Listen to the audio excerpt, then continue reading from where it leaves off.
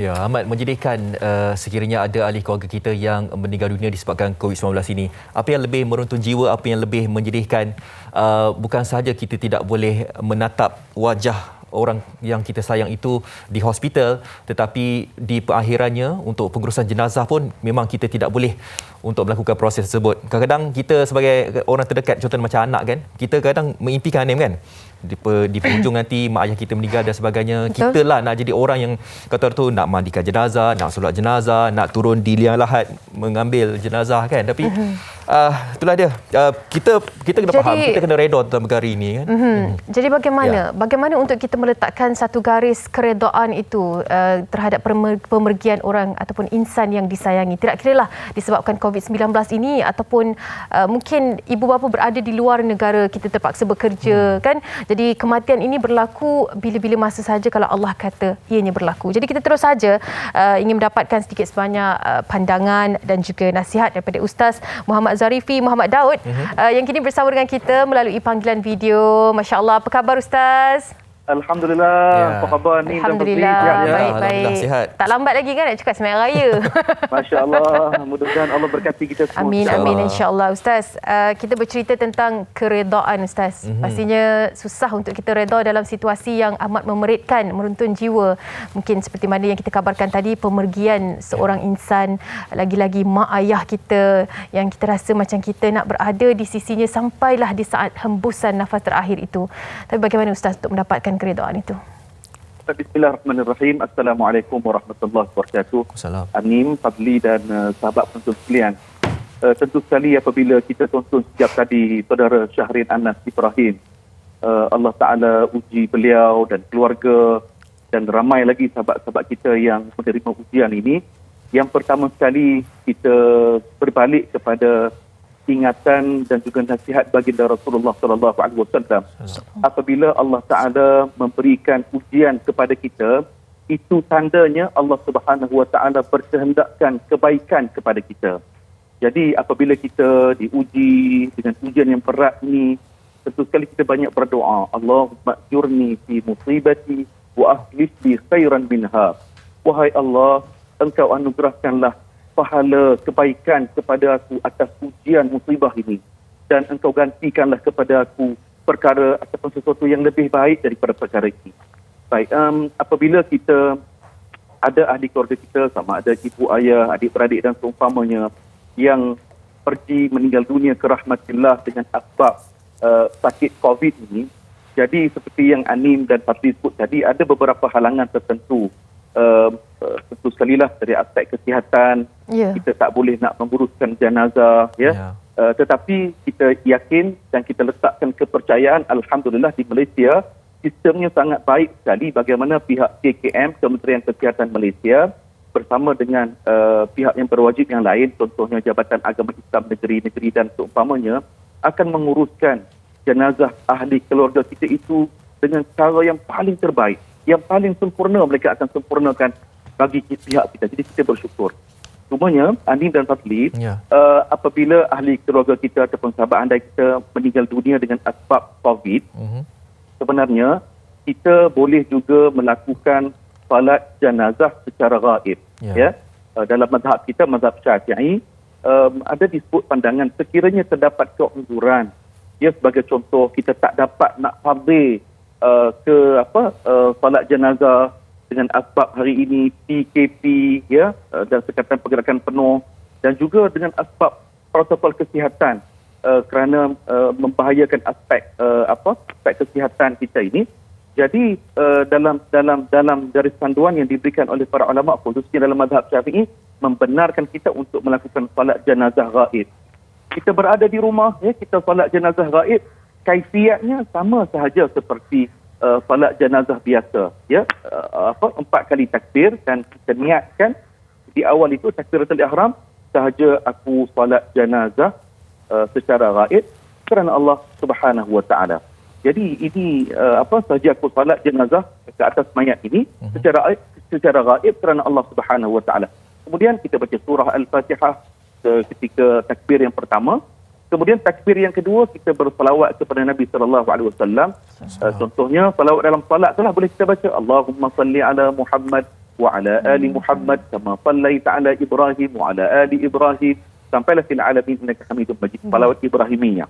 Yang ketiga, takbir yang ketiga, kita doa kepada jenazah. Paling ringkas, Anim Fadli, kita baca sahaja. Allahumma ghfir lahu warhamhu wa'afihi wa'fu anhu. Habis, kemudian takbir yang keempat, kita bacalah paling kurang Allahumma la tahrimna ajrahu wa la taftinna waghfir lana wa lahu. Itu paling ringkas. Kemudian beri salam. Assalamualaikum warahmatullahi wabarakatuh. Assalamualaikum warahmatullahi wabarakatuh. Jadi itu yang paling ringkas kita boleh buat. Dan Amin dan Fadli, bagi sahabat-sahabat kita yang diuji dengan ujian berat ini, yang pertama, perbanyakkan doa kepada Allah Subhanahu Wa Taala. Doa supaya Allah mengampunkan almarhum ataupun almarhumah, sahabat andai, ayah bonda kita itu, mohon Allah Taala ampunkan. Yang kedua, apa lagi, kita sebagai anak-anak, ya, kita baca Quran, ya, kita berzikir, kita bersalawat, dan kita sebagai anak, amalan yang kita buat itu akan mengalir pahalanya kepada ayah dan bonda kita yang telah kembali ke rahmatillah. Yang ketiga, Anim dan Fadli, yang kita boleh buat antaranya, kita bantu untuk selesaikan hutang piutang arwah ayahanda ataupun bonda kita.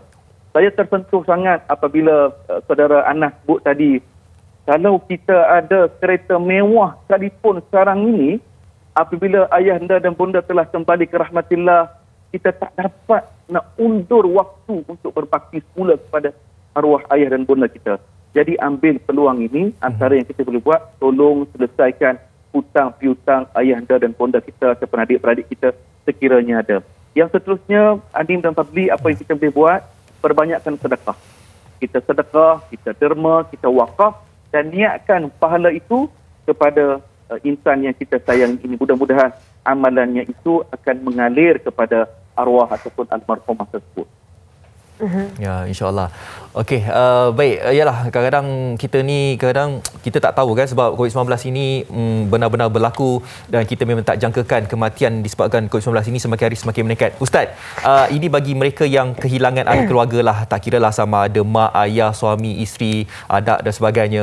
Sebab semakin hari ini semakin macam dekat pula dengan kita. Ada saudara mara kita, kawan-kawan kita yang terdekat pun ada juga yang kehilangan mak, ayah dan sebagainya. Tapi Ustaz, ini bagi mereka yang kehilangan keluarga ni Ustaz, bagaimana caranya untuk mereka ni nak terima kenyataan orang yang kita sayang ni meninggal dunia akibat COVID-19 ini? Sebab ada kawan saya yang mana ayah dia meninggal dah sampai berminggu-minggu Ustaz, masih lagi tidak boleh membayangkan ayah dia dah pergi sebab COVID-19 ini. Dia kata, aku boleh terima ayah aku meninggal sakit biasa, tapi COVID-19 ini aku macam tak boleh nak terima Ustaz. Jadi macam mana Ustaz untuk kita nak memberikan ketabahan, keredaan kepada orang yang sedemikian Ustaz, untuk mereka menerima ketentuan Allah ni Ustaz? Tentu sekali, yang pertama sekali, kita sebagai insan, dalam Al-Quran Allah Ta'ala menyatakan kullu nafsin dha'iqatul maut. Setiap yang bernyawa itu pasti akan bertemu dengan kematian. Dalam Al-Quran Allah Ta'ala juga menyatakan sekalipun kita berlindung di balik benteng yang tinggi, tetapi apabila maut itu datang menjengah ataupun menjemput kita, tentulah kita akan meninggal dunia.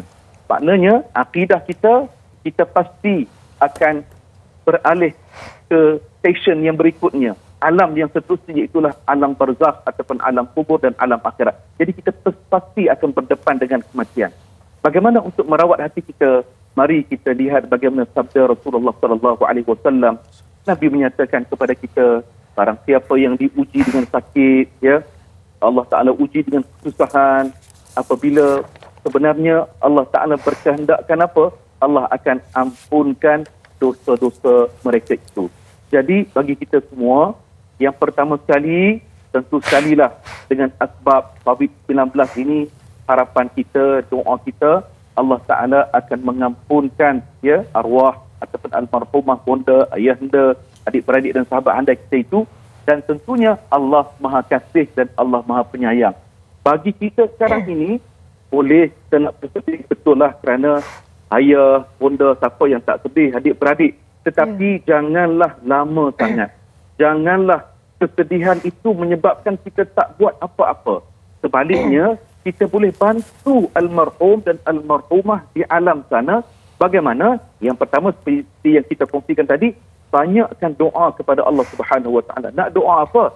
doa supaya Allah ampunkan dosa-dosanya yang telah lalu. Ini merupakan hadiah yang sangat istimewa daripada seorang anak kepada ayahanda dan bondanya, iaitulah bangun tengah malam, bertahajud, solat sunat taubat, dan anak ini di tengah malam sepertiga malam mengangkat tangan berdoa kepada Allah supaya Allah ampunkan dosa mak dan ayahanda yang telah kembali ke rahmatillah. Ini hadiah yang sangat menggembirakan almarhum dan almarhumah di alam sana. Yang kedua, Fadli dan Anin, apalagi yang kita boleh buat? Saranan baginda Rasulullah sallallahu alaihi wasallam.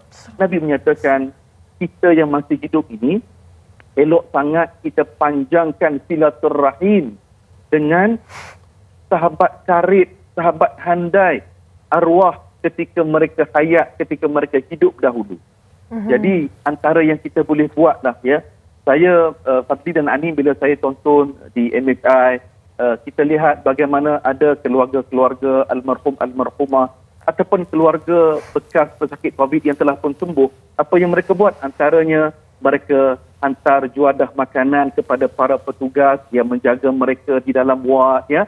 Jadi ini antara amalan yang baik sangat. Mudah-mudahan pahala sedekah infak itu akan mengalir kepada arwah di alam sana. Jadi saya kira sekarang ini kita yang masih hidup ini mesti teruskan kehidupan kita, dan yang paling penting Allah Ta'ala dan baginda Rasulullah telah menyatakan ada amalan-amalan yang kita boleh lakukan untuk kita terus membantu memberikan atau pahala keampunan kepada arwah atau almarhumah di alam sana. Jadi saya kira ini perkara-perkara yang elok sangat kita lakukan. Wallahu a'lam. Allahu a'lam. Amin. InsyaAllah. Ustaz, terima kasih banyak-banyak penerangan dan juga pandangan Ustaz terhadap perkara-perkara yang mungkin sedikit sebanyak kita dah tahu kan, hikmahnya kita mempelajari daripada Ustaz hari ini. Terima kasih Ustaz. Sama-sama Anin. Ustaz jaga diri. Terima kasih. Sama-sama kita berdoa. Amin, insyaAllah. InsyaAllah. Assalamualaikum. Itu dia Ustaz Muhammad Zarifi Muhammad Daud berkongsi dengan kita. Mungkin hikmahnya adalah kita mempelajari boleh kita solat jenazah gaib dan sebagainya. Dan kita kena mengetahui yang segala yang kita ada ni, anak ke mak, ayah yang kita sayang ni adalah pinjaman Allah. Kan? Bila kata kita harus pulangkan, kita harus reda yang kita harus pulangkan yang dipinjam. Okay, insyaAllah. Itu dia keredaan yang kita cari. Pastinya pemergian amat sukar, tetapi keredaan itu pasti yang perlu diusahakan. Yang paling penting kita kena ingat mati itu pasti kan.